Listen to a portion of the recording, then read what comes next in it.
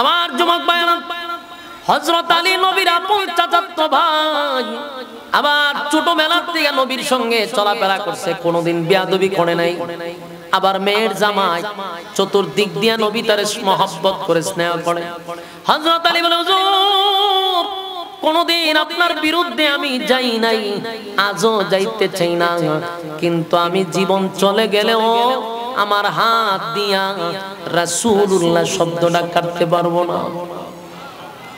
আল্লাহর নবী বুঝতে পারছেন হযরত আলী নিজের হাত দিয়া নবীর নাম কাটবে না, তাই আল্লাহর নবী কলমটা হাতে নিয়া রাসূলুল্লাহ শব্দটা কেটে দিছে। প্রশ্ন হলো, নবী তো লিখতে জানতেন না, পড়তে জানতেন না, কিন্তু রাসূলুল্লাহ নবী কেমনে কাটলো? এটা ছিল নবীর মুজিজা। সুবহানাল্লাহ। আল্লাহর হাবিব আর বরদাস্ত করতে পারলাম না, আর সহ্য করতে পারলাম না। আমরা সংখ্যায় কম না, আপনি শুধু অনুমতি দেন, কিসের চুক্তি আর কিসের তাদের সঙ্গে কথা, খালি অর্ডার দেন। আমি উমর একটার গর্দানও ফিরাইয়া দিব না, সবগুলারে সাইজ করব। আল্লাহর নবী বলেন, উমর শান্ত হও। হযরত উমর শান্ত হয়ে গেল, কিন্তু সাহাবীরা সব মেনে নিলেও রাসূলুল্লাহ কেটে দিছে, এটা মানতে পারলো না। কান্নার রোল পড়ে গেছে, হযরত ওমর পাগল পাগল হয়ে গেছে। আমাদেরকে দাঁড় করাইয়া আমার নবীর সামনে, আমাদের সামনে রাসূলুল্লাহটা কেটে দিল না, বরদাস্ত করতে পারি না। আল্লাহর নবী বলেন, ওমর রে, এই কাগজটা হলো 10 বছরের চুক্তি। 10 বছরের চুক্তি নামার মধ্যে রাসূল থাকলেই কি আর না থাকলেই কি, আমি নবী তো 10 বছরের নবী না, আমার নাম কাগজে থাকলেই কি না থাকলেই কি। কিন্তু সাহাবায়ে কেরাম নবীর জন্য জীবন দিতে প্রস্তুত, নবীর জন্য জীবন দিতে প্রস্তুত, তারা বরদাস্ত করতে পারলো না। হাবিব, বরদাস্ত করতে পারি না, আমাদেরকে দাঁড় করাইয়া নবী আপনার সামনে, আমাদের সামনে রাসূলুল্লাহটা কেটে দিল না, বরদাস্ত করতে পারি না। সাহাবায়ে কেরাম কান্দে, কলিজার মধ্যে আগুন লেগে গেছে, আমাদেরকে দাঁড় করাইয়া রাসূলুল্লাহটা কেটে দিল, এটা বরদাস্ত করে না। কিন্তু উমরের রাগ বেশি, আবার দাঁড়াইছে, হুজুর আমার এখন একটু কথা কোনই লাগে। আল্লাহর নবী বলেন, ওমর সমস্ত জিনিসপত্র গুছায় নাও, আর এক মুহূর্ত আমরা এখানে থাকবো না, চলে যাব মদিনায়। সব সাহাবায়ে কেরাম সবগুলা জিনিসপত্র নিয়া, বেড়া বকরি নিয়া আল্লাহর নবী রওনা দিলেন সুদূর মদিনার দিকে। সব সাহাবায়ে কেরামদের চোখে পানি, চোখে পানি, চোখে পানি। কারণ সাহাবীরা চাইছিল নবী যদি খালি অর্ডার দেয়, আমরা যুদ্ধ করে আজকে মক্কা বিজয় করব, আর মদিনায় যাব না, কিন্তু নবীর অর্ডার তো মানতে হয়। আল্লাহর নবী বললেন, মদিনার দিকে রওনা দাও। সাহাবায়ে কেরাম মদিনার দিকে রওনা দিছে। রাস্তার মধ্যে হযরত ওমর বলে, হুজুর একটা কথা কি আপনার কাছে বলবো? আল্লাহর নবী বলে, বলো। সাহাবায়ে কেরামদের মনের মধ্যে কষ্ট, আল্লাহর হাবিব কান্দে মনে মনে। আমার কলিজার টুকরা সাহাবীদেরকে নিয়ে আসলাম, তারাও হজ উমরা না করে এবার এক বুক ব্যথা লইয়া তারা মদিনার দিকে রওনা দিছে। সাহাবায়ে কেরাম একেবারে শুরু থেকে নিয়ে বড় পর্যন্ত সবার ভিতরে দাউ দাউ করে আগুন জ্বলতেছিল। হায় হায়, এক চাটিয়া এক তরফা আমাদেরকে কতগুলা শর্ত দিয়া, আমার নবীর নামটা কাগজ থেকে কেটে দিয়া আমাদেরকে মক্কা থেকে বাহির করে দিল। এই কষ্ট বরদাস্ত করা যায় না গো, কান্নার রুল পড়ে গেল। এক বুক ব্যথা লইয়া সাহাবায়ে কেরাম আস্তে আস্তে যেই মাত্র মদিনার দ্বার প্রান্তে চলে আসছে, সময় প্রথম অংশ তেলাওয়াত যে করছি এটা নাজিল হয় নাই, এই সূরার শেষ অংশ আগে নাজিল হইছে, আর প্রথম অংশটা পরে নাজিল হইছে। প্রথম অংশটা হইছে এই জায়গা থেকে নাজিল হইছে, মুহাম্মাদুর রাসূলুল্লাহ ওয়াল্লাযীনা মাআহু আশিদ্দাউ আলাল কুফফারি রুহামাউ বাইনাহুম তারাহুম রুকআন সুজজা, এই অংশটুকু আগে নাজিল হইছে। আর ইন্না ফাতাহনা লাকা ফাতহাম মুবিনা এটা পরে নাজিল হইছে। এখন আসুন এই সূরা নাজিল হওয়ার মূল কারণ কি, তার প্রেক্ষাপট কি, কেন আল্লাহ নাজিল করলো? এই সূরা নাজিল করে প্রথম সাহাবায়ে কেরামদেরকে আল্লাহ খুশি করছে। সাহাবায়ে কেরামদেরকে আল্লাহ খুশি করছে, সান্ত্বনা দিছে। এই সূরার প্রথম অংশ নাজিল করে স্বয়ং রাসূলকে আল্লাহ খুশি করছে। আর এই সূরার শেষ অংশ সাহাবায়ে কেরামদেরকে খুশি করছে। তাহলে আমরা যদি সূরা থেকে আলোচনা বুঝতে চাই, মাবুদ এমনি ডাস্ট অ্যালার্জি, এই ধুলাবালুর অ্যালার্জি হলো আমার, বড় কষ্টে আছে, শ্বাসকষ্ট হয়ে যায় আমার এই ধুলাবালু দুর্গা ঢুকলে। এই ফুলাবানগুলারে কোন দৌড়াদৌড়ি করতো না, ভাই আল্লাহর রাস্তায় একটু সময়ের জন্য ধুলাবালু উড়ায়েন না, এই ধুলাবালুতে আমার সমস্যা, মেহেরবানি করে এই দৌড়াদৌড়ি করেন না, উড়ায়েন না। ভাই ভলান্টিয়ার যারা আছেন, বাচ্চাগুলারই বালুতে দৌড়াদৌড়ি করতে দিয়েন না।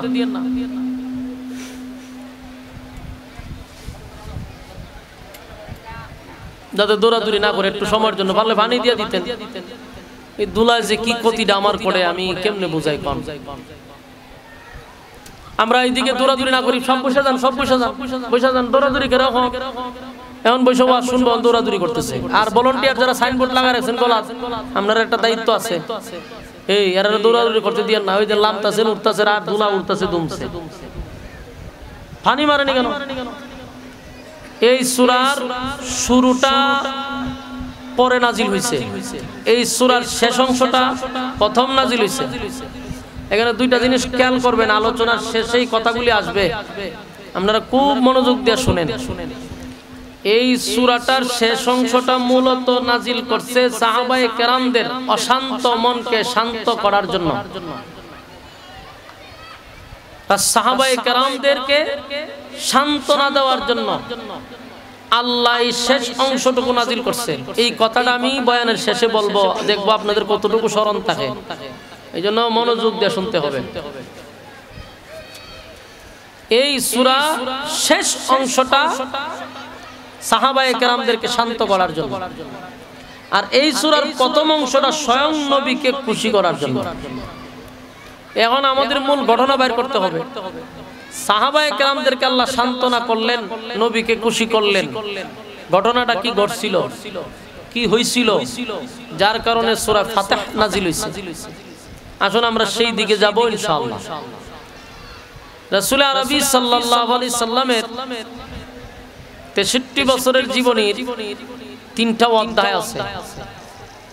প্রথম অধ্যায় 40 বছর, পরের অধ্যায় 13 বছর, এর পরের অধ্যায় 10 বছর। 40 বছর হইল ক্বাবলান নবুয়ত, নবুয়তের আগ পর্যন্ত। 13 বছর হইল মাক্কি জিন্দেগি, নবুয়তের পরে 13 বছর মাদানী মাক্কি জিন্দেগি। হিজরত করে মদিনায় গিয়ে হইল 10 বছরের জিন্দেগি, মাদানী জিন্দেগি। তাহলে এই 40, 13, 10, 63। তো প্রথম দিক দিয়ে যখন রাসূল কালেমার দাওয়াত দিল, মক্কাতে আগের থেকেই 3টা দল আছিল। একটা হইল গিয়া দ্বিত্ববাদী, তৃতীয়বাদী, বহুবাদী।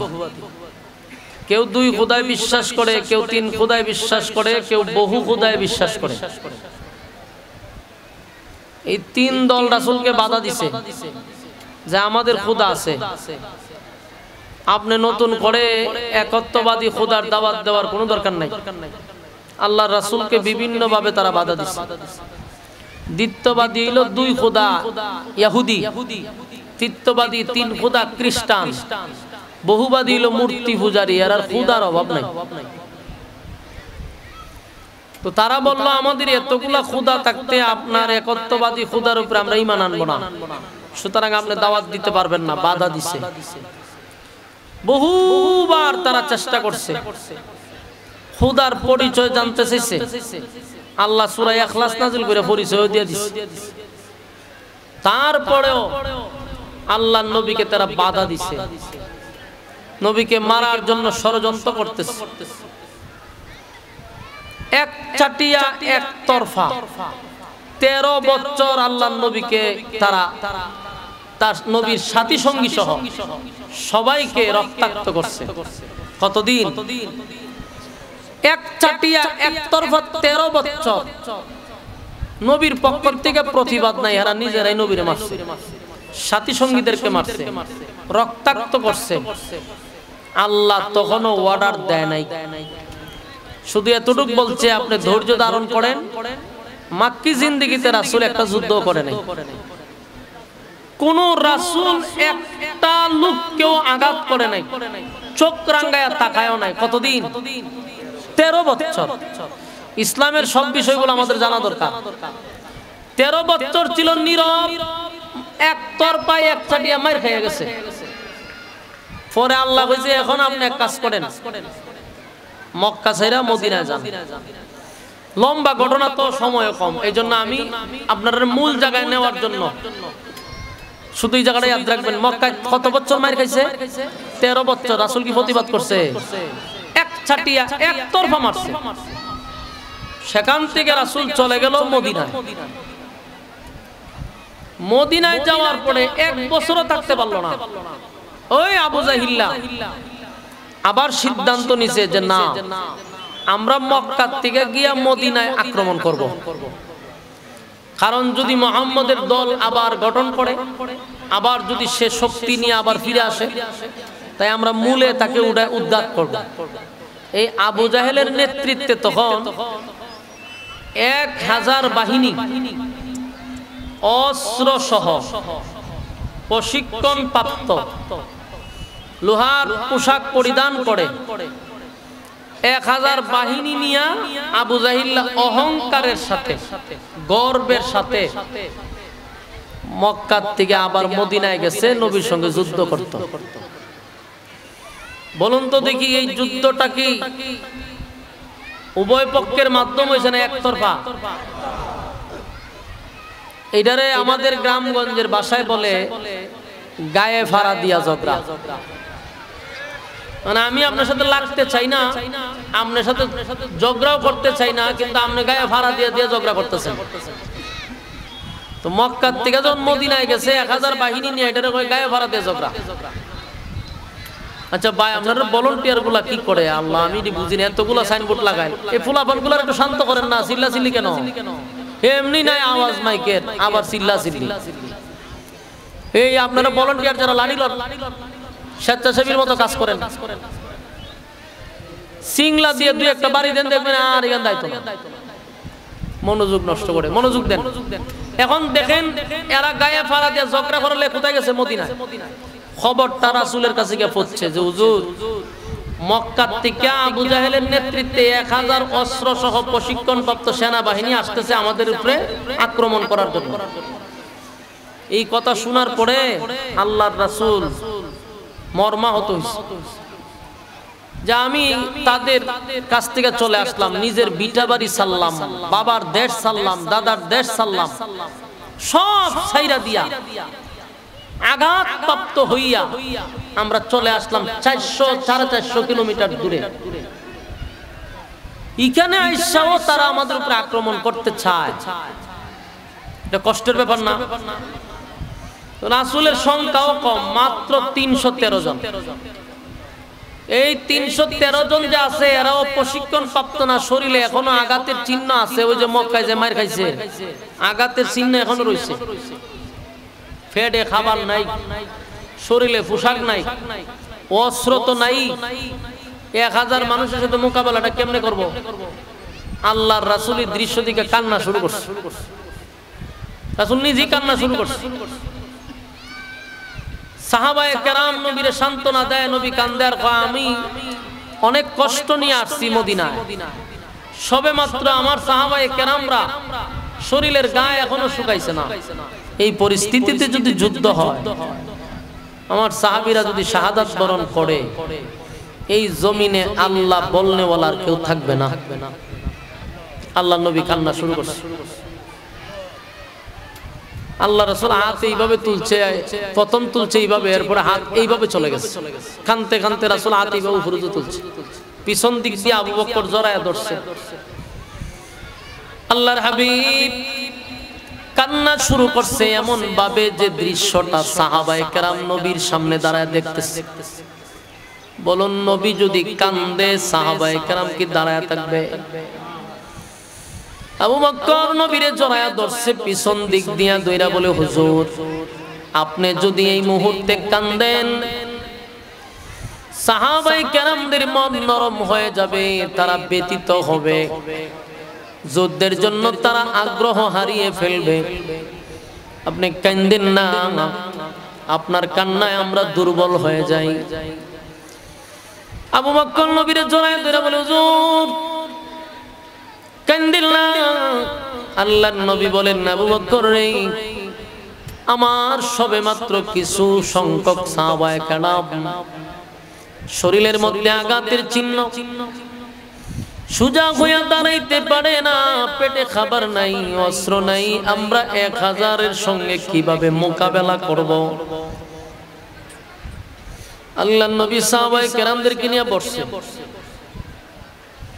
সাহাবায়ে কেরামদের কাছে বসে বললেন সাহাবীরা তোমরা কি শুনছো আবু জাহেলের নেতৃত্বে প্রশিক্ষণ প্রাপ্ত 1000 অস্ত্র সহ সাহাবায়ে কেরামরা বলেন হুজুর আমরা শুনছি, তাহলে এখন কি আমি যুদ্ধের ময়দানে যদি জাপায়া পড়ি তোমরা কি আমারে ছেড়ে চলে যাইবা? আল্লাহর নবী এমন ভাবে ব্যথিত, নবীর মনটা বড় দুর্বল। অন্যদিকে সাহাবায়ে কেরাম নবীরে আশ্বস্ত দিলেন হুজুর চোখের পানি ছেড়ে আপনি কান্দেন না, আর আপনি কেন বললেন যে আমরা আপনাকে ছেড়ে চলে যাব? আমরা কি মুসা নবীর উম্মত না আমরা মুহাম্মাদুর রাসূলুল্লাহ সাল্লাল্লাহু আলাইহি ওয়াসাল্লামের উম্মত? আমরা আপনাকে রেখে চলে যাব না।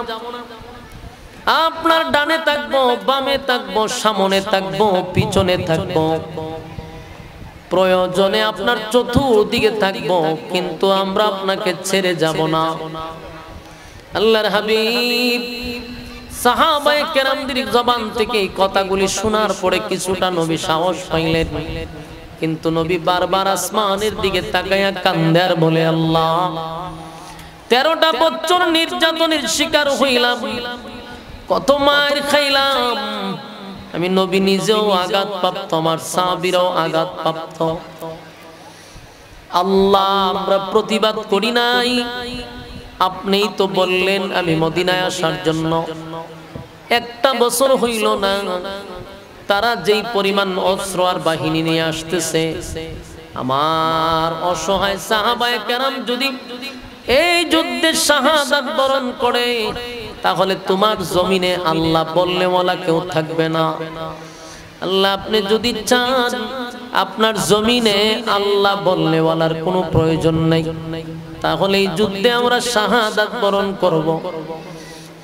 আর যদি এই জমিনে আল্লাহ বললে ওয়ালার প্রয়োজন হয় গো,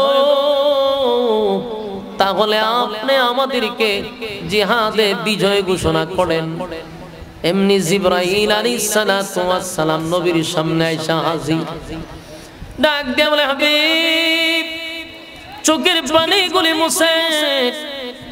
আল্লাহ বলেন বন্ধু 40 বছর আপনি নীরব ছিলেন আমার ওয়ার্ডারে। 40টা বছর আপনি কোনো আদেশ করেন নাই, নিষেধ করেন নাই আমার ওয়ার্ডারে। আবার এখন যে আবার 13 বছর কথা বললেন, এটাও আমার ওয়ার্ডারে। তার মানে 40 বছর নীরব ছিল আল্লাহর ওয়ার্ডারে, 13 বছর এক ছাটিয়া মার খাইছে, এটাও আল্লাহর ওয়ার্ডারে। 13 বছর এক ছাটিয়া মার খাইলো, প্রতিবাদ করলো না। বন্ধু আমি বলি নাই তাই প্রতিবাদ করেন নাই। মক্কা থেকে মদিনায় হিজরত করে আসছেন, আপনার ব্যক্তিগত না, আমি আল্লাহ আপনাকে অর্ডার দিছি তাই আসছেন। 1 বছর যেতে না যেতেই তারা আপনার সঙ্গে যুদ্ধ করার জন্য আসছে। এতদিন আপনাকে আমি অনুমতি দিছিলাম যে নীরব থাকার জন্য, প্রতিবাদ না করার জন্য, কিন্তু এখন থেকে যা বোঝা গেল কেউ যদি গায়ে পাড়া দিয়া ঝগড়া করে তাহলে তারে একেবারে ছেড়ে দেওয়া ঠিক না। কথা কি বুঝতেছেন? ইসলাম শুধু নরমের মধ্যে নয়, মাঝে মধ্যে গরম হইতে হয়। কথা হয় না? মাঝে মধ্যে গরম হইতে হয়। কথা কি বুঝতেছেন আপনারা? আর মনোযোগ আছে? মাঝে মধ্যে গরম হইতে হয়, কারণ 13 বছর মাইর খাইছে আল্লাহর অর্ডারে। এখন মক্কা থেকে আবার বাহিনী নিয়ে মদিনা আসছে, নবীর সঙ্গে গায়ে পাড়া দিয়া তারা ঝগড়া করতে চায়। আল্লাহ কয় এখন আর মাথার পাগড়ি মাথায় রাখলে চলবে না, মাঝে মধ্যে মাথার পাগড়ি মাজায় বাঁধতে হয়। আল্লাহ কয় আপনি মাথার পাগড়ি এবার মাজায় বাঁধেন। সুবহানাল্লাহ। মাথার পাগড়ি মাজায় বাঁধেন।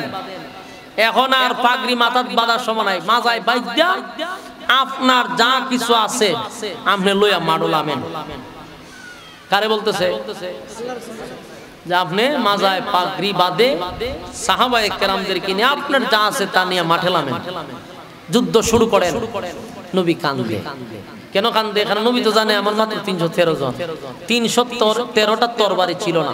বদরের ইতিহাস যারা পড়ছেন জানে 313 জন আমরা শুনি, মূলত 313টা তরবারি ছিলই না। 313টা তরবারি ছিল না, অধিকাংশ ছিল খেজুরের ডাল। কোন কামান বিমানের সামনে কেমন খেজুরের ডাল দিয়ে খামাইব? আল্লাহর নবী কান্না শুরু করছে। নবী তো জানে যে আমার সংখ্যা কম। আল্লাহর হাবিব যখন ডাক দিয়া বলে মালিক আমি যে 313 জন নিয়ে এলাম, যুদ্ধ যে করবো আমার তো অসুবিধা। আল্লাহ কয় যা আছে তা লইয়া এলাম। জিবরাইল কয় হুজুর আল্লাহ বলছে আপনার পাশে আছে, আর কোন চিন্তা আছে? তারপর নবী কান্দে, আল্লাহ যুদ্ধের ময়দানে আমি নামবো, আমার তো এবিলিটি নেই। আল্লাহ কয় আপনাকে আমি আসমান থেকে মালাইকা পাঠাবো। সুবহানাল্লাহ। 1000, 2000, 3000, 5000 ফেরেশতা পাঠাবে। সুবহানাল্লাহ। আচ্ছা কোন তো ফেরেশতা একজন ভাড়াইলে তো চলে, ঠিক না? এক জিবরাইল যদি আঙ্গুল দিয়ে এইভাবে গুতা দেয় তো বাংলাদেশটার উল্টাইয়া সিন নিয়ে ফলাইতে পারবে। কথা বুঝতেছেন?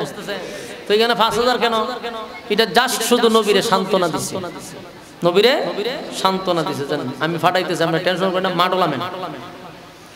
আবু জাহেল অহংকারের সাথে আসছে, কয় আমরার যে বাহিনী আর যে অস্ত্র 1 ঘন্টার ভিতরে হমলডিরে কুবাই আমরা এখন। এটা আবু জাহেলের অহংকার। আল্লাহ কয় যখন বেশি অহংকার নিছস তো বড় কোন যোদ্ধা দিয়া তোরে সাইজ করতাম না। এই বদরের যুদ্ধে মাত্র 11 বছরের বাচ্চা 2 ভাই মাআজ আর মুআজ, এই 2 ভাই মিল্লা আবু জাহেলের সাইজ করে লিছে। নাবালক ছেলেদেরকে দিয়ে আল্লাহ তারা হত্যা করেছে, জাহান্নামে পাঠাইছে। এটা অহংকারের কারণ। রাসূল যুদ্ধের ময়দানে নামছে, সাহাবায়ে কেরামদের হাতে খেজুরের ডাল, কোনো অস্ত্র মস্ত্র নাই, লইয়া নামছে। আল্লাহু আকবার বইলা বইলা একজন নামে। কাফের বেঈমানরা যে অহংকার নিয়ে নামছিল এরা আশ্চর্য হয়ে গেছে মুসলমানদের যুদ্ধ দেখা। খেজুরের ডাল লইয়া এরা উপরে তুলে, আর কাফেররা দেখে এগুলা উপর থেকে 70টা করে অস্ত্র নামে। সাহাবায়ে কেরাম তরবারি তুলে একটা, আর কাফেররা দেখে 70টা। এরা তুলছে খেজুরের ডাল, হেরা দেখে তলোয়ার। ডুসাডুসি কইরা হেরা এরাই মেরে লাইতেছে। 1000 রে 313 জনে জাগাত কুবায়া শেষ করে লিছে। আল্লাহ বিপুল ভাবে মুসলমানদেরকে বিজয় দিছে। সুবহানাল্লাহ। বলুন এটা কি অস্ত্রের বলে না ইমানের বলে? ইমানের বলে। আল্লাহ বলেন বন্ধু আপনি লামেন, আমি আল্লাহ আপনার সাথে আছি, টেনশন করার কোনো কারণ নাই। লামছে আল্লাহ বিজয় দিছে। সুবহানাল্লাহ। কত বছর? 1 বছরের ভিতরে যুদ্ধটা হইছে। আমার যুবক ভাইরা, বদরের যুদ্ধে সাহাবায়ে কেরামদের একদিকে পেটে খাবারও নাই, অন্যদিকে পোশাক নাই, আবার আঘাতপ্রাপ্ত, অস্ত্র নাই, যুদ্ধ শুরু করছে। সাহাবায়ে কেরামদেরকে আল্লাহ বিজয় দিছে। এরপর থেকে মক্কা মদিনার থেকে যত ফাটি আসছে যুদ্ধ করার লাগিয়া, একটা যুদ্ধেও মুসলমানদের সাথে বিজয় লাভ করতে পারে নাই। কথা বুঝতেছেন? লাভ করতে পারে। তো আসুন মূল ঘটনায়। এইভাবে যুদ্ধ তো চলছে অনেক দিন। মনে করেন মক্কা থেকে রাসূল আসার প্রায় 6 বছর পরে, কত বছর পরে? 6 বছর হয়ে গেল। একদিন রাসূল স্বপ্নে দেখতেছে, স্বপ্নে দেখে যে সাহাবায়ে কেরামদেরকে নিয়ে রাসূল গেছিল মক্কায় গিয়া সেখানে হজ উমরা করে তারপরে আবার নিরাপদে সাহাবায়ে কেরামদেরকে নিয়ে রাসূল মদিনায় চলে আসছে। সরাসরি না স্বপ্নে? ফজরের পরে মসজিদে নববীতে সাহাবায়ে কেরামদেরকে নিয়ে নামাজ পড়ার পরে আল্লাহ রাসূল স্বপ্নটা তাদের কাছে বলছে যে আমি গতকালকে এই স্বপ্ন দেখছি। হযরত ওমর বললেন, হুজুর আপনার স্বপ্ন তো স্বপ্ন না, আপনার স্বপ্ন তো ওহী। নবীদের স্বপ্ন কি স্বপ্ন না ওহী? নবীরা স্বপ্নে যা দেখে তা বাস্তব। হযরত ওমর বলেন, হুজুর মক্কা থেকে আসছি আমরা প্রায় 6 বছর হয়ে গেছে, নিজের মাটি, নিজের মায়ের দেশ, বাবার দেশ সব ছাইরা দিয়া আমরা মদিনায় আসছি। আজ পর্যন্ত আমরা মক্কায় যেতে পারলাম না। মনে অনেক আশা আকাঙ্ক্ষা, আমরা খানায় কাবার একটু জিয়ারত করব, নিজ চোখে দেখব, 2 রাকাত নামাজ পড়ব, অনেক আশা। তা আপনি যেহেতু স্বপ্নে দেখছেনই, তা আমাদের আর কোনো কষ্ট নাই, তা আপনি আমাদেরকে নিয়ে চলেন। আল্লাহর রাসূলের সঙ্গে সাহাবায়ে কেরাম যাওয়ার জন্য প্রস্তুতি নিল।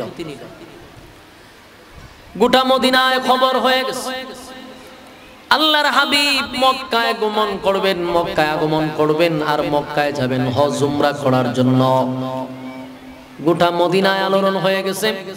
6 বছর পরে নিজের মাতৃভূমি তারা দেখবে।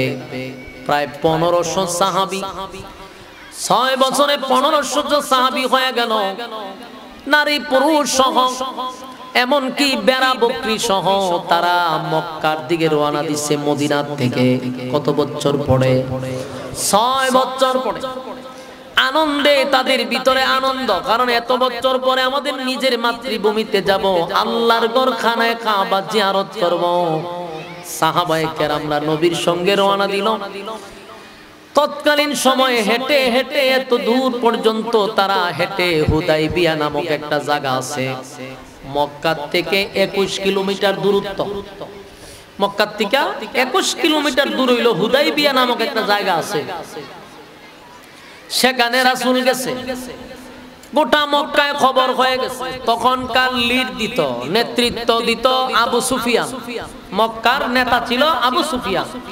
আবু সুফিয়ানের কাছে খবর পৌঁছে গেছে যে মক্কা থেকে আব্দুল্লাহর পুত্র মুহাম্মদ বিশাল বাহিনী নিয়ে আসতেছে মক্কা দখল করার জন্য। নাউজুবিল্লাহ। আসলো কিসের জন্য? কথা কয় না, হজ উমরা করার লাগি। আর এটা প্রচার হইল কি? তো তখনকার যুগের আবু সুফিয়ানের কাছে এই তত্ত্ব গেছে কি, রাসূল গেল উমরা করার লাগিয়া, আর এরা খবর পৌঁছাইছে মক্কা বলে দখল করলিত। এখন আবু সুফিয়ানের ভিতরে তো 12টা বাচ্চা, কারণ সে তো মক্কার দায়িত্বে আছে। এরা করলো কি, হুদাইবিয়া নামক জায়গাতে আটকায় দিছে রাসূলকে। আল্লাহর রাসূল এখানে 1500 সাহাবী, আল্লাহর রাসূল তখন এখানে তাঁবু টাঙাইছে, টাকা এখানে অবস্থান করছে, কিন্তু তারা মক্কা ঢুকতে দেয় না। চতুর্দিক দিয়ে তারা ব্যারিকেড দিছে, আল্লাহর নবীকে মক্কায় ঢুকতেই দিবে না। 2 দিন থাকছে। এরপরে রাসূল করলো কি, যে আমরা যেখানে আসলাম হজ উমরা করবার লাগিয়া, এই যে মিথ্যা অপবাদটা ছড়াইলো আমরা এই যে মক্কা দখল করার জন্য, এই বার্তাটা তো আমরা পৌঁছানোই দরকার। রাসূলের পক্ষ থেকে একজন লোককে পাঠাইলো, ওনার নাম হলেন হযরত উসমান রাদিয়াল্লাহু তাআলা। উনারে পাঠাইলো, কারণ উনি ব্যবসায়ী মানুষ, তো এদের সাথে ব্যবসার খাতির একটা লেনদেন আছে। বলে তুমি কি আগে আমাদের কথাটা বুঝাই দাও যে আমরা আসলে যুদ্ধ করতে আসি নাই। ইহরামের কাপড় পরলে একটা পিঁপড়া মারাও ঠিক না, তা আমরা এর যুদ্ধ করুম কেন? এদেরকে গিয়া বলো আমরা যুদ্ধ করতে আসছি না, আমরা হজ উমরা করে চলে যাব। তো এরা করলো কি, হযরত উসমান যখন গেল মক্কা গিয়া আবু সুফিয়ানের সাথে বৈঠকে বসবে, এরা করছে কি, হযরত উসমান রাদিয়াল্লাহু তাআলা কে বন্দী করে রাখছে। কথা বুঝতেছেন? বন্দী করে রাখছে।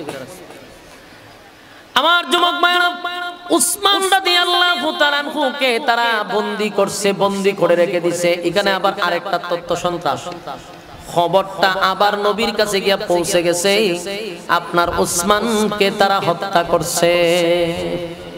নাউজুবিল্লাহ। দেখছেন নি দরবার কেমনে লাগা? এখানে গিয়ে আবার খবর বাজে, হুজুর উসমানকে আপনি পাঠাইলেন খবর পৌঁছানোর জন্য, কিন্তু তারা উসমানকে হত্যা করছে। এখন যদি নবী শুনছেন নবীর সাহাবী উসমানকে হত্যা করছে, আল্লাহর নবীর চেহারার রং পরিবর্তন হয়ে গেছে। কথা কি বুঝতেছেন? নবী তো গায়েব জানতো, ঠিক না? কথা হয় না? নবী যদি গায়েব জানতো তাহলে উসমানকে হত্যা করলো না, বন্দী করে, তুই সেটা তো নবী জানার কথা। নবীর সাহাবী হযরত উসমানকে রাখলো বন্দী কইরা, নবীর কাছে বললো হত্যা করছে। তা আল্লাহর রাসূল কি করলো? সমস্ত সাহাবায়ে কেরামদেরকে নিয়ে বায়াত গ্রহণ করলো।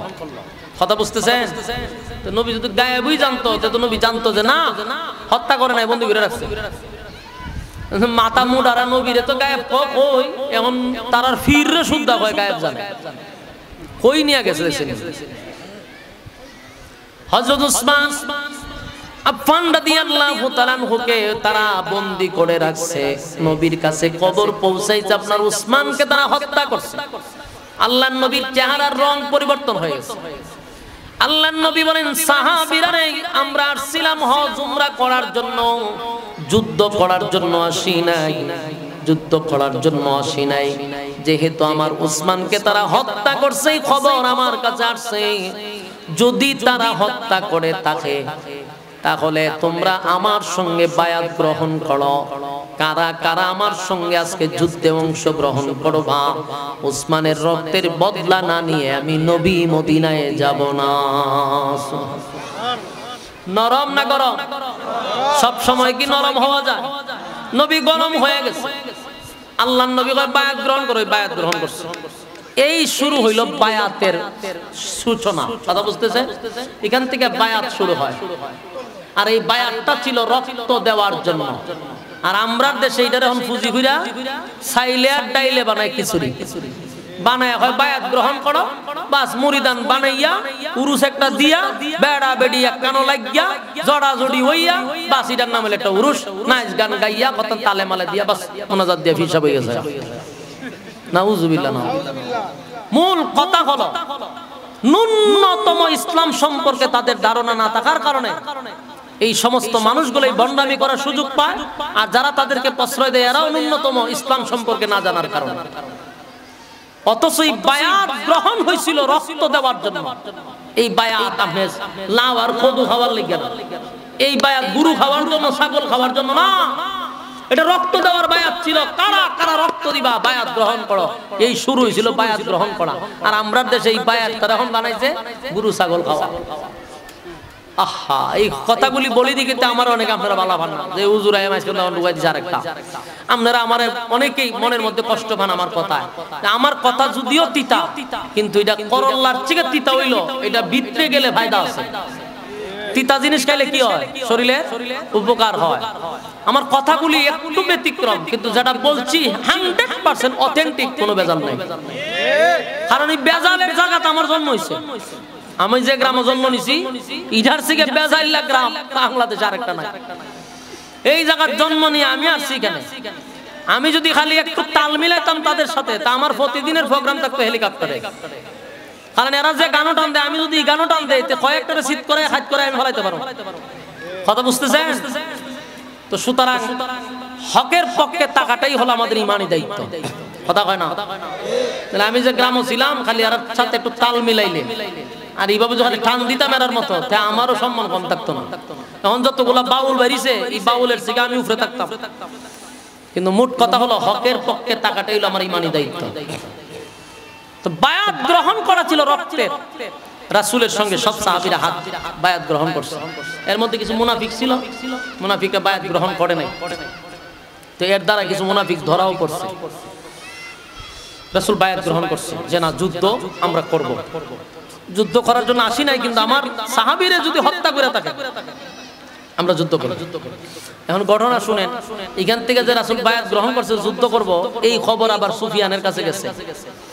তুই যে উসমানরে আটকায় রাখছস, আব্দুল্লাহর পুত্র মুহাম্মদ তার বাহিনী নিয়ে যুদ্ধ ঘোষণা দিছে, কিছুক্ষণের ভিতরে মক্কায় হামলা করবে, উসমানকে ছুটায় নিবে। আবু সুফিয়ানের ভাইজামা গরম হয়েছে, কারণ গরম হওয়ার কারণ আছে। 6টা বছর যুদ্ধ করছে, কোন যুদ্ধে এরা জিততে পারে না, সবগুলো মার খেয়েছে।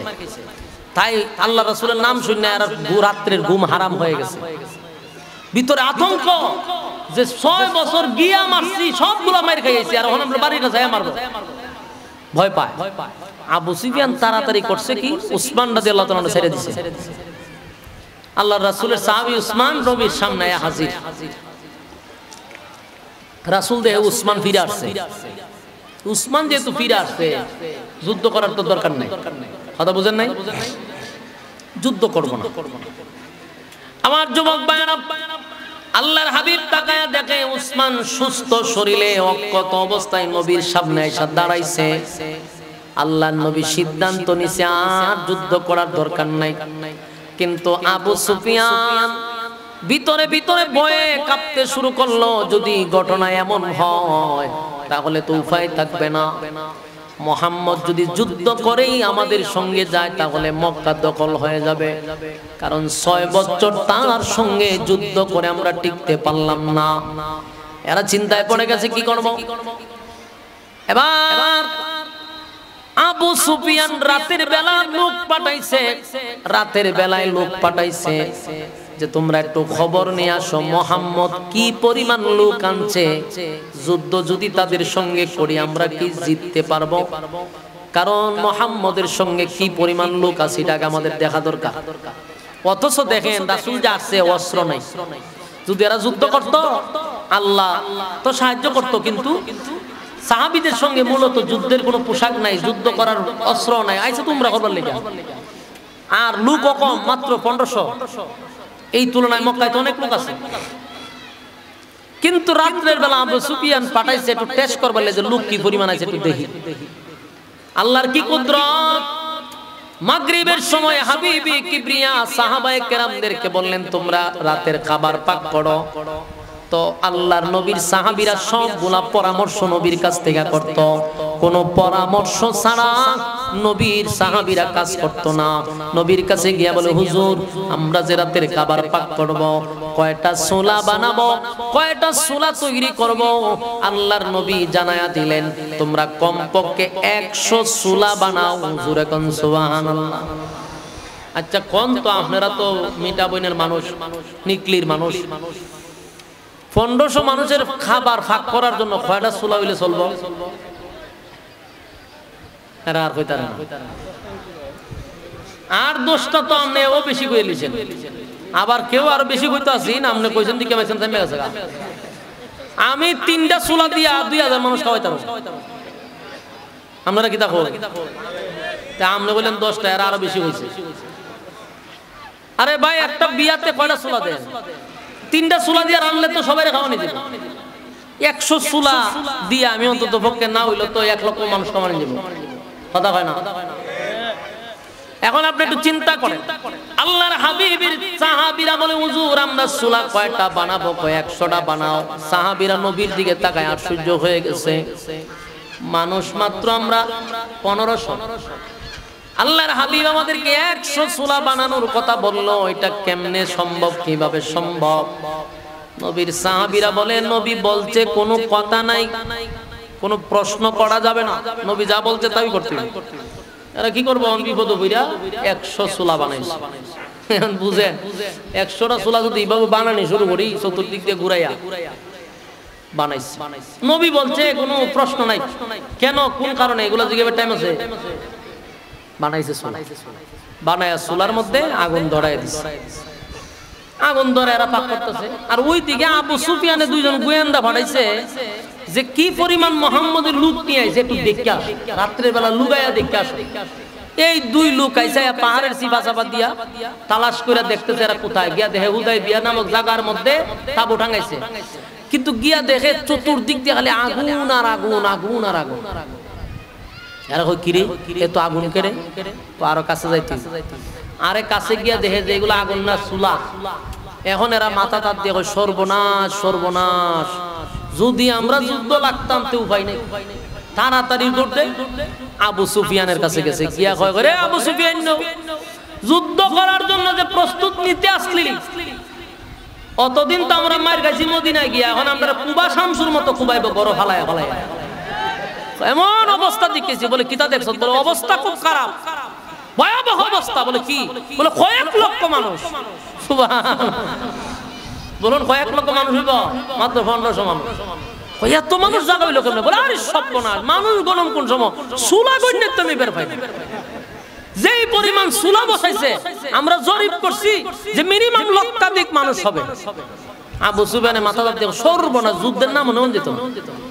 অথচ দেখেন এই যুদ্ধ লাগলে কিন্তু পরাজিতই তো মুসলমান, কারণ অস্ত্র নেই তো, মানুষও কম, কিন্তু আল্লাহ টেকনিক দিয়া, মেধা দিয়া যুদ্ধে বিজয় করে দিচ্ছে।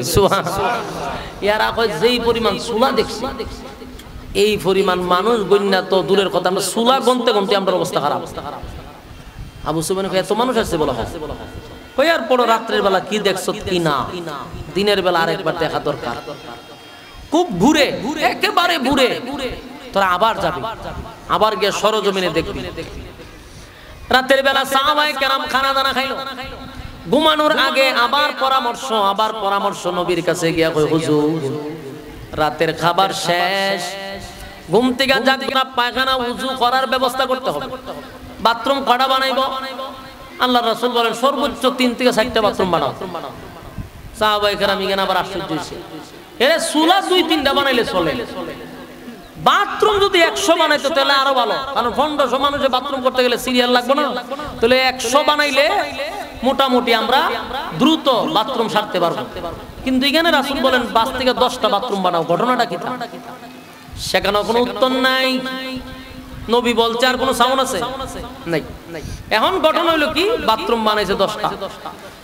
তো দেখবেন সচরাচর মানুষ বাথরুমে যায় কখন? ফজরের সময়।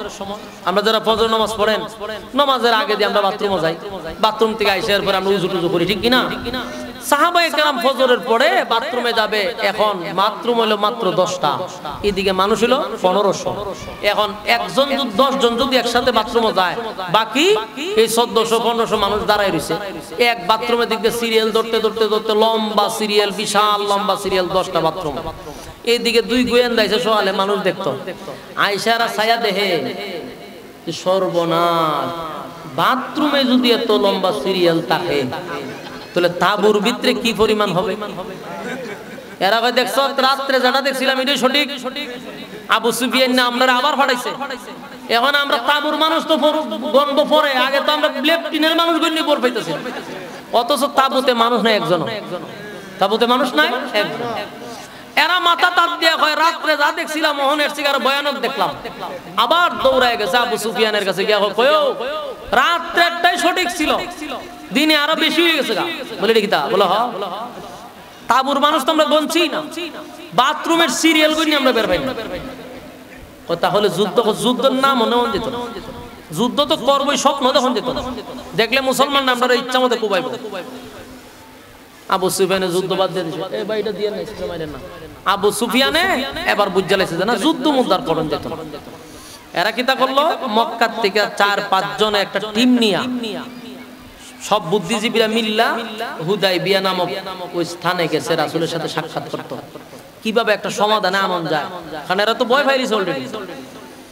আল্লাহর নবীর সামনে গেছে, গিয়া দেখে রাসূলের সঙ্গে তারা কথা বলছে যে আপনি কেন আসছেন? রাসূল বলল আমি আসছি হজ উমরা করার জন্য।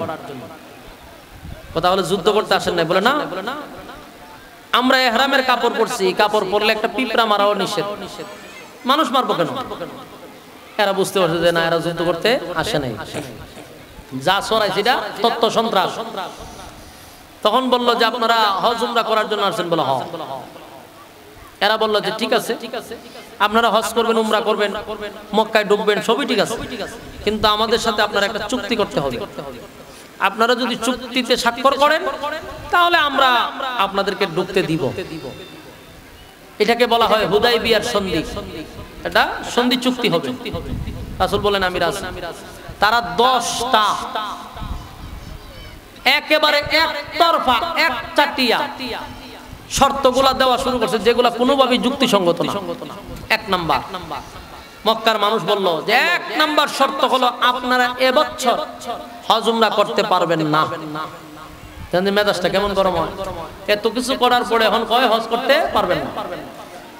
দুই নাম্বার হলো মক্কার কোন মানুষ যদি মদিনায় যায় আপনারা ফিরাইয়া দিতে বাধ্য থাকিবেন। রাসূল বলেন ঠিক আছে, কিন্তু মদিনার মানুষ যদি মক্কায় আসে আমরা ফিরাইয়া দিতে বাধ্য থাকিব না। বলুন তো দেখি, একতরফা হইল না? একতরফা হইতেছে, অপমানজনক সন্ধি চুক্তি। বলল শুধু এখানেই শেষ না, আপনাদের আমাদের মধ্যে যুদ্ধ বিগ্রহ বন্ধ থাকবে, কোনো যুদ্ধ হবে না। আরো অনেকগুলা একচাটি একতরফা কতগুলা মানে চুক্তি করছে, শর্ত দিছে, সব কথাবার্তা হইছে। অন কয়েকটা কাজ করেন, এই কথাগুলি তার এমনি হবে না, কাগজে কলমে হতে হবে, কাগজে কলমে লিখতে হবে। এখন হেরার পক্ষ থেকে 5 জন, নবীর পক্ষ থেকে 5 জন। লেখার জন্য যাকে দায়িত্ব দেওয়া হয়েছে উনি হলেন হযরত আলী রাদিয়াল্লাহু তাআলা। এই জন্য দেখবেন কুইজ প্রতিযোগিতা অনেক সময় হইতে পারে, লেখাটায় দেখেন যে সন্ধির লেখক কে ছিলেন, বলবেন যে আলী ছিল। হযরত আলী রাদিয়াল্লাহু তাআলাকে লেখার দায়িত্ব দিয়েছে, উনি কলম নিয়ে লিখতে গেছে। এদের 5 জনের নাম লিখছে, আমাদের মুসলমানদের নাম লিখতে গিয়ে আল্লাহর নবীর নাম লিখতে গিয়ে লাস্টে লিখছে মুহাম্মাদুর রাসূলুল্লাহ সাল্লাল্লাহু আলাইহি ওয়াসাল্লাম। সব লেখালেখি শেষে এরা কয় আমরা চুক্তি মানি না, কাগজ মানি না। কেন মানুষ না? কারণ যেই কাগজে রাসূলুল্লাহ লেখা থাকবে এই কাগজ আমরা মানি না। আপনার এলাকাতে নাউজুবিল্লাহ আছেন? যেই কাগজে রাসূলুল্লাহ থাকবে সেই কাগজ আমরা মানি না। নিরাপদে মদিনায় গেছেন, স্বপ্নটা কি ঠিকই ছিল? কথাটা বুঝতেছেন? সাংঘাতিক প্রশ্ন। নবীরে কয় স্বপ্নটা কি ঠিকই দেখছিলেন? আল্লাহর নবী কয় এরকম প্রশ্ন করলাম, কোন আপনি বলছেন নিরাপদে ঢুকছেন, নিরাপদে মদিনায় গেছেন, তাহলে স্বপ্ন দেখলেন কি, বাস্তবে হইল কি? আমরা তো হজই করতে পারলাম না, নিরাপদ তো দূরের কথা, নিরাপদে আসতে পারলাম না, যাইতে পারলাম না, তো দেখলেন কি, হইল কি? আল্লাহর নবী তখন বললেন, ওমর আমি স্বপ্ন দেখার পরে তোমাকে কি একবারও বলছি যে স্বপ্নটা আজকেই বাস্তবায়ন হবে? অনেক কথা বলেন না, তাহলে তুমি এমন প্রশ্ন করলা কেন? আমি যে স্বপ্ন দেখছি এটা তো আজ থেকে 1 বছর পরেও বাস্তবায়ন হতে পারে, সামনেও হতে পারে, আজকেই হবে এটা তো বলিনি।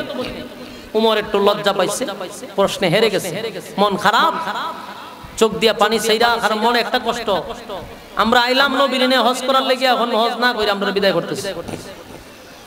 সাহাবায়ে কেরামদের মনের মধ্যে কষ্ট, আল্লাহর হাবিব কান্দে মনে মনে। আমার কলিজার টুকরা সাহাবীদেরকে নিয়ে আসলাম, তারাও হজ উমরা না করে এবার এক বুক ব্যথা লইয়া তারা মদিনার দিকে রওনা দিছে। সাহাবায়ে কেরাম একেবারে শুরু থেকে নিয়ে বড় পর্যন্ত সবার ভিতরে দাউ দাউ করে আগুন জ্বলতেছিল। হায় হায়, এক চাটিয়া একতরফা আমাদেরকে কতগুলা শর্ত দিয়া, আমার নবীর নামটা কাগজ থেকে কেটে দিয়া আমাদেরকে মক্কা থেকে বাহির করে দিল। এই কষ্ট বরদাস্ত করা যায় না গো, কান্নার রুল পড়ে গেল।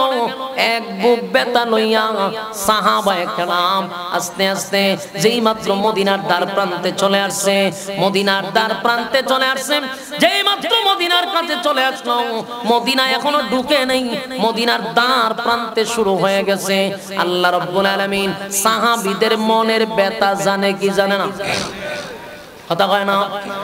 আল্লাহ জানে সাহাবায়ে কেরামদের মনের ভিতরে একটাই কষ্ট, নবীর নামটা রাসূলুল্লাহ কেটে দিয়েছে। 10 বছরের কাগজে ছিল রাসূলুল্লাহ লেখা, এটা কেটে দেওয়ার কারণে সাহাবায়ে কেরামরা ব্যথিত হইছে, মনে কষ্ট পাইছে। আল্লাহ তখন যেই মাত্র মদিনায় ঢুকছে, সাথে সাথে একটা আয়াত নাজিল করে আল্লাহর নবীর সাহাবীদেরকে খুশি করে দিছে। এ যুবক ভাইরা, আলোচনার শুরুতেই বলছিলাম আল্লাহ সান্ত্বনা দিছে, শুরুতেই একটা আয়াত নাজিল করলো, মুহাম্মাদুর রাসূলুল্লাহ, মুহাম্মাদুর রাসূলুল্লাহ ওয়াল্লাযীনা মা'হু আশিদ্দাউ আলাল কুফফারি রুহামাউ বাইনাহুম তারাহুম রুকআন সুজদা। আমার যুবক ভাই, এর আগে অতীতে কোরআনে রাসূলুল্লাহ শব্দ ছিল না, আল্লাহ তখন ডাক দেয়া হয় মুহাম্মাদুর রাসূলুল্লাহ ওয়াল্লাযীনা মাআহু আশিদ্দাউ আলাল কুফফারি রুহামা। আল্লাহ বলেন আমি সাহাবায়ে কেরামদের কলিজার ব্যথা বুঝতে পেরে এতদিন তোমরা কাঁদছো নবীর নামটা রাসূলুল্লাহ না থাকার কারণে 10 বছরের একটা কাগজে 10 বছরের কাগজে রাসূলুল্লাহ না থাকার কারণে কলিজায় যে আঘাত পাইছে সাহাবায়ে কেরাম। আল্লাহ কয় সাহাবীরা রে মুহাম্মাদুর রাসূলুল্লাহ এই কথাটা আমি চিরস্থায়ী কোরআনের মধ্যে লিখে দিলাম। 10 বছরের কাগজে আর রাসূলুল্লাহ কেটে দেওয়ার কারণে তোমরা যে কষ্ট পাইছো আমি আল্লাহ কোরআনে চিরস্থায়ী রাসূলুল্লাহ বসায়া দিলাম। সাহাবায়ে কেরাম আয়াত নাযিল হওয়ার পরে সমস্ত সাহাবায়ে কেরামরা খুশিতে আনন্দে তারা মনটা ভরে গেছে, কারণ 10 বছরের কাগজে রাসূলুল্লাহ থাকলে কি আর না থাকলে কি, কিন্তু এখন যেই জায়গায় রাসূলুল্লাহ বসায়া দিছে এটা কিয়ামত পর্যন্ত কোরআনে কারীমে রাসূলুল্লাহ শব্দ থাকবে।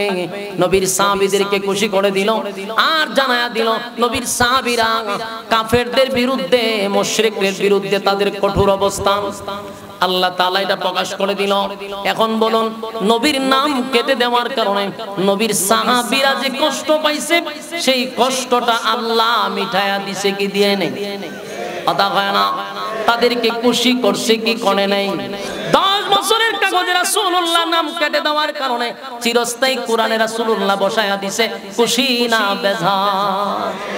আমার যুবক ভাইরা রাসূলুল্লাহ কেটে দেওয়ার কারণে সাহাবায়ে কেরামরা মনে কষ্ট পাইছিল, আঘাতের পর আঘাত পাইছিল, সাহাবীদেরকে খুশি করছে। এবার আসুন আমার নবী 6 বছর পরে নিজের বাবার দেশ দাদার দেশে নিজের সাথী সঙ্গীদেরকে নিয়া বড় আশা লইয়া আহাঙ্কা লইয়া মক্কায় গেছিল হজ আর উমরা করার জন্য।